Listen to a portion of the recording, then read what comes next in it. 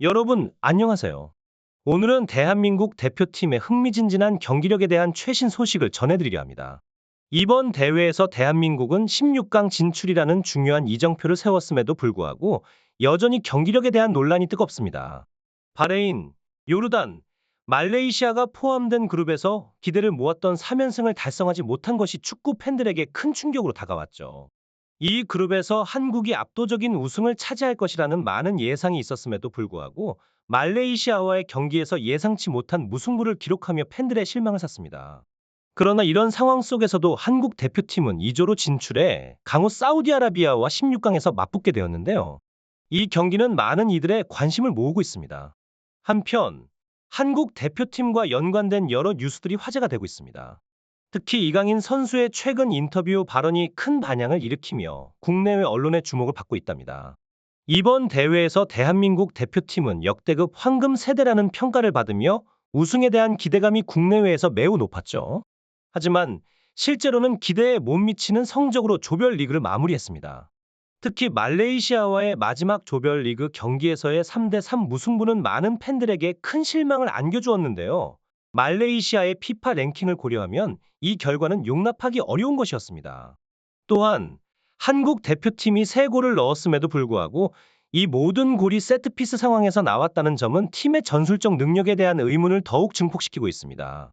프리킥, 코너킥, 페널티킥 등으로만 득점한 것은 우승 후보로 평가받는 한국 대표팀의 명성에 걸맞지 않는 성적이었죠. 이런 경기력 때문에 일각에서는 한국 대표팀이 16강전에서 일본을 피하기 위해 고의적으로 무승부를 거두었다는 황당한 의심까지 제기되고 있습니다. 심지어 어떤 기자는 경기 후 손흥민 선수에게 이러한 의도가 있었는지 묻는 다소 무례한 질문을 했는데요. 손흥민 선수는 이에 부정적인 반응을 보였습니다. 손흥민 선수가 인터뷰에서 짧은 답변과 함께 불쾌한 표정으로 현장을 떠난 사건이 화제가 되고 있습니다. 이 사건 이후 해외 언론들은 한국 대표팀이 왜 말레이시아를 상대로 승리하지 못했는지에 대한 논쟁을 펼치고 있습니다. 특히 ESPN 같은 해외 현지 언론은 한국 대표팀의 문제점에 대해 깊이 있는 분석을 제공했습니다. 이들은 한국 대표팀의 전술적 문제가 심각하다고 지적했는데요. 특히 클린스만 감독의 전술에서 선수들에게 주어진 자유롭고 체계적이지 않은 동선 관리, 그리고 특정한 전략이 보이지 않는 점이 큰 문제로 지적되었습니다. 이러한 상황은 한국 대표팀의 잠재력을 충분히 발휘하지 못하게 만들고 있다는 것이 중론입니다. 한국의 선수들, 특히 손흥민, 이강인, 김민재 등의 선수들은 국제적으로도 경쟁력이 높다는 평가를 받고 있습니다. 하지만 이러한 재능이 있는 선수들이 체계적이고 지속적인 압박 전략을 통해 상대의 실수를 유발하고 득점하는 등의 전략적인 플레이를 하지 못하고 있다는 것이 문제로 보입니다. ESPN은 한국 대표팀의 중원 선수들이 경기마다 다른 플레이를 보이고 있다고 언급하며 이는 팀 전술의 심각한 부재를 나타내고 있다고 분석했습니다. 현재 대한민국 대표팀의 상황을 둘러보면 ESPN의 분석처럼 팀에는 명확한 전술적 특색이 결여되어 있는 것으로 보입니다. 선수들에게 넓은 자율성을 부여하는 것은 긍정적으로 보일 수 있지만 이는 또한 전술적 지시가 부족하다는 해석으로 이어질 수 있습니다. 이러한 상황은 중원과 수비, 공격 전반에 걸쳐 뚜렷한 전략의 부재를 드러내고 있는 것으로 보입니다. 이와 관련하여 16강에서 사우디아라비아와의 경기가 확정된 가운데 조별리그 MVP로 주목받고 있는 이강인 선수가 최근 인터뷰를 진행했습니다. 기자들은 이강인 선수에게 프리킥을 통한 득점이 팀의 전술적 협의의 일환인지에 대해 질문했습니다. 이강인 선수는 이에 대해 필드골을 많이 득점하는 것이 팀의 주된 목적이라고 언급하며 지난 경기에서의 명확한 전략 부재를 지적했습니다. 그는 사우디와의 16강전에서 더욱 좋은 모습을 보이고 싶다고 말하며 인터뷰를 마쳤는데요. 이러한 발언은 클린스만 감독의 전술적 문제에 대한 불만을 내비친 것으로 해석될 수 있습니다. 이강인 선수의 발언은 현재 대표팀 내부에서의 전술적 혼란과 불만족을 반영하는 것으로 보이며 이는 16강전을 앞두고 대표팀에게 큰 도전이 될 것입니다. 대표팀이 이러한 내부 문제를 어떻게 극복하고 전략적으로 진화하여 사우디아라비아와의 경기에서 어떤 모습을 보여줄지 관심이 집중되고 있습니다.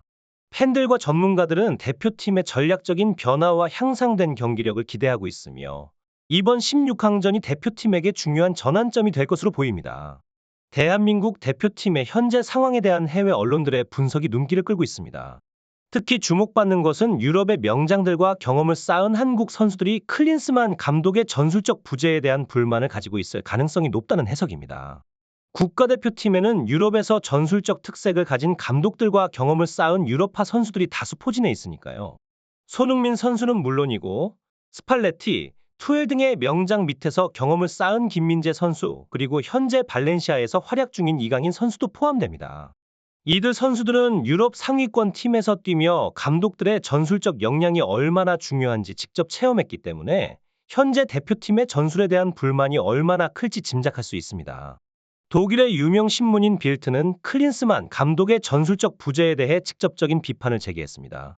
클린스만 감독은 독일 국가 대표팀을 맡았을 때도 유사한 비판을 받았던 바 있으며 몇 년이 지난 지금도 그의 전술적 접근법은 명확하지 않다고 지적됩니다.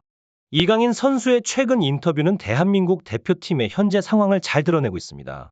특히 피파 랭킹이 802위나 차이 나는 팀과의 무승부를 두고 이강인 선수는 감독의 문제라고 지적하며 클린스만 감독에 대한 날카로운 비판을 제기했습니다. 이강인 선수의 이러한 발언은 언론과 팬들 사이에서도 큰 반향을 일으키고 있습니다. 국내 축구 팬들은 클린스만 감독이 아시안컵 직후 사임해야 한다는 목소리를 높이고 있으며 감독의 전술 부재에 대한 비판적인 의견을 쏟아내고 있습니다. 팬들은 이강인 선수의 인터뷰를 보며 클린스만 감독의 전술적 능력이 심각하게 부족하다는 점을 지적하며 이번 아시안컵에서 드러난 문제들을 클린스만 감독의 전술 부재로 규정하고 있습니다. 이러한 상황 속에서 클린스만 감독이 이번 비판을 이겨내고 우승을 통해 자신의 능력을 증명할 수 있을지, 그리고 대한민국 대표팀이 클린스만 감독 대신 다른 감독을 선임해야 할지에 대한 의문이 제기되고 있습니다. 이와 관련하여 여러분의 다양한 의견을 듣고 싶습니다. 대한민국 대표팀의 현재 상황과 앞으로의 전략에 대해 어떻게 생각하시는지 댓글로 의견을 나눠주세요. 여러분의 의견은 우리 방송의 풍부한 내용을 만드는 데 큰 도움이 됩니다. 구독과 좋아요를 통해 지속적인 관심과 지원을 부탁드립니다. 이번 아시안컵에서 대한민국 대표팀의 행보에 계속 주목해주세요.